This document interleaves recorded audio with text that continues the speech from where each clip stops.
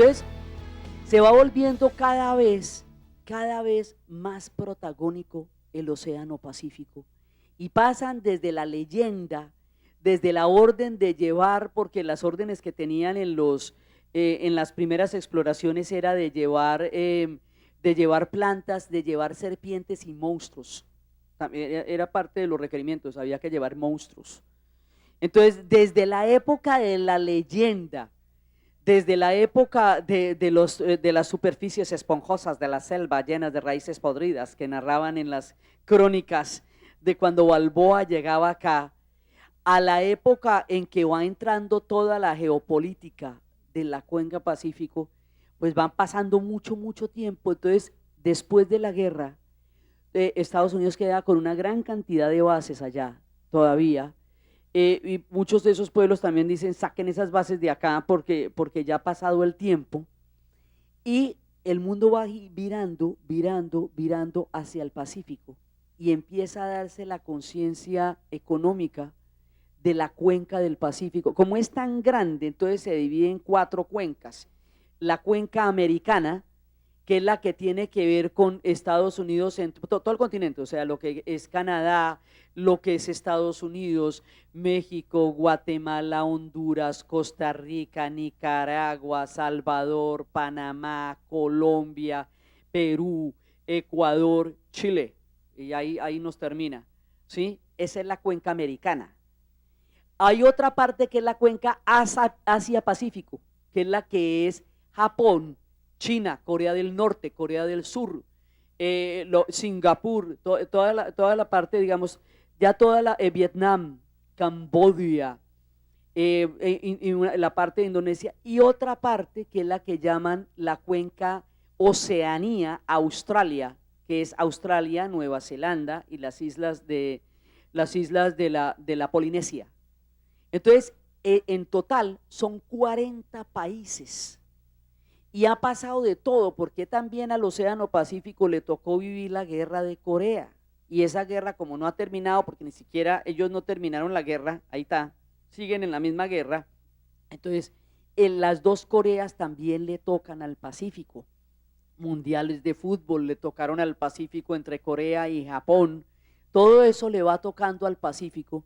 Y la cuenca del Pacífico empieza a desarrollar una conciencia geográfica, una conciencia geopolítica y una conciencia económica para convertirse en un epicentro de la gran economía mundial, la cuenca de Asia-Pacífico, para empezar a producir, porque de todas maneras es una de las regiones más productivas que hay en este momento en el planeta, y es donde se están dando los nuevos gigantes de la historia.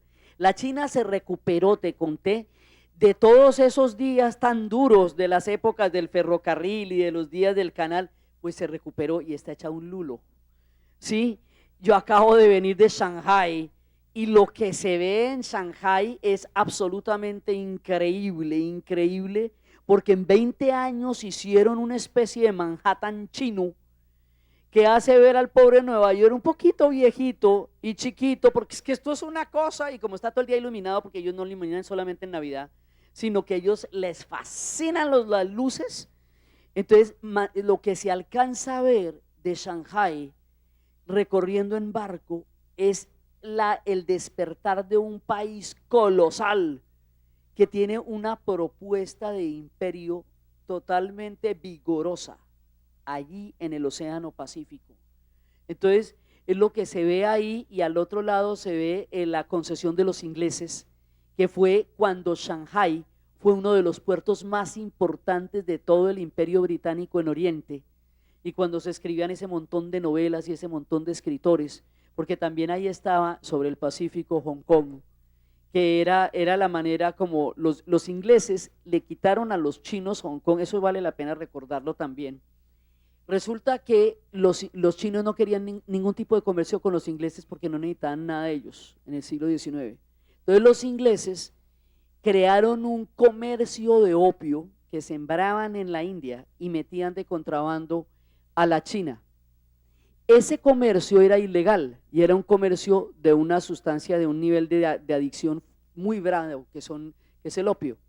Entonces los chinos declararon ilegal el opio Entonces los ingleses le declararon la guerra a los chinos, y eso era una guerra de toche con guayaba, pues eso no lo ganaba, así de tigre con burro amarrado. Entonces le ganaron las guerras del opio, y al ganarle las guerras del opio a los chinos, les obligaron a entregar Shanghai y les obligaron a entregarles Hong Kong. Y así fue cuando los ingleses se quedaron con Hong Kong durante 99 años y les quitaron Shanghai con otros 5 puertos y armaron una concesión.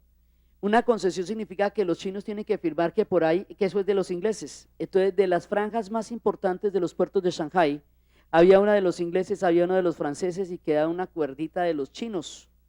¿Sí? Un pedacito que les quedó de ciudad. El resto solamente podía comerciar por ahí Inglaterra y solamente podía comerciar por ahí Francia. Esa era la concesión inglesa y la concesión francesa. Entonces, después de las guerras del opio, de un comercio desigual y de la manera como desbarataron a la China durante el siglo XIX, razón por la cual todos se vinieron para acá y tenemos desayuno los domingos, ¿sí? Después de eso, ahora China manda la parada y le dice a Inglaterra y a Francia, ¿qué te provoca? ¿Quieres un préstamo? Yo con mucho gusto, ¿sí? Pero es que ahora el billete lo mando desde aquí. Uno no puede entender las condiciones económicas de la China actual sin entender todo el sometimiento que fue el siglo XIX para los chinos. No se les ha olvidado, no se les ha olvidado, ellos no son de olvidar. Entonces ellos se recuperaron. ¿Cómo te parece? Están regios. Y entonces está saliendo un imperio de unas características al otro lado del Pacífico, pero de los grandes de la era Han. Entonces están ellos allá, los coreanos hacen lo que pueden para seguir adelante, pero les rinde mucho de todas maneras. Entonces las potencias económicas están en el Pacífico, en la cuenca Pacífico-Asia. Y nosotros también estamos en el Pacífico. Y digamos, en Colombia el Pacífico es la parte que menos, digamos, que menos énfasis se le ha dado a nivel de proyecto de desarrollo, lo cual pues es una mirada que hay que hacer urgente, porque la historia se está desplazando hacia el Océano Pacífico. Es un territorio muy grande para nosotros, muy grande, pero no tiene todavía todo el énfasis que debería tener de acuerdo con toda la importancia de lo que les estoy narrando.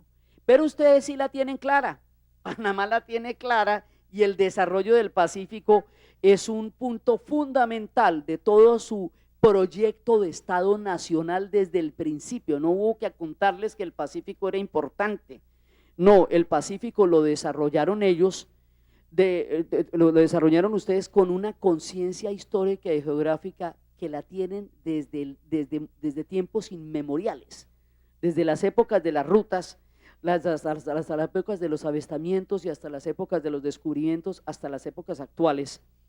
Es uno de los grandes puertos que hay sobre el Pacífico, es Panamá. Entonces, este viejo mar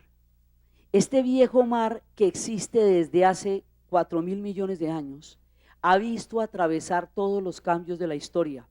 Lo han llamado de muchas maneras, lo han poseído, registrado, numerado, codificado, puesto en mapas, le han hasta cantado toda clase de historias para llegar a crear una realidad en nuestra cabeza, porque en la historia y en la geografía siempre ha estado ahí.